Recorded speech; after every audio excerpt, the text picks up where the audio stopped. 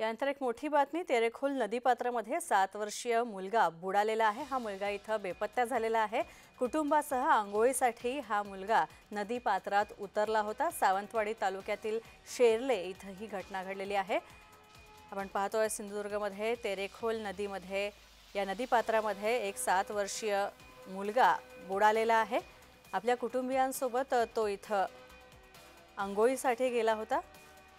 आपण पाहतोय गेल्या आठवड्यात झालेल्या मुसळधार पावसामुळे राज्यातील अनेक जिल्ह्यांमध्ये आणि विशेषतः कोकणामध्ये सिंधुदुर्गामध्ये नद्या आता दुथडी भरून वाहत आहेत। मात्र या नदीपात्रात पोहण्यासाठी गेलेल्या असताना एक 7 वर्षाचा मुलगा बेपत्ता झालाय। विशाल रेवडेकर आमचे प्रतिनिधी सिंधुदुर्गहून जोडले गेलेले आहेत। विशाल, काय माहिती आहे या घटनेबाबत? स्नेहा, जर बघितलं तर मागील काही दिवसांपासून सिंधुदुर्ग जिल्ह्यात पावसाचा जोर होता। मात्र मागील काही 2 ते 3 दिवस पावसाने उसंत घेतली।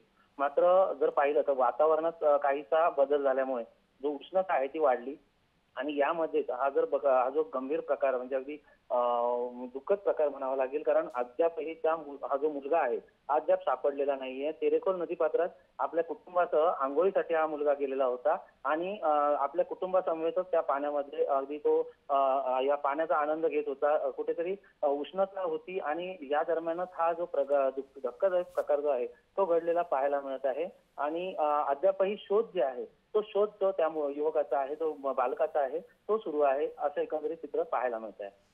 धन्यवाद या माहितीसाठी।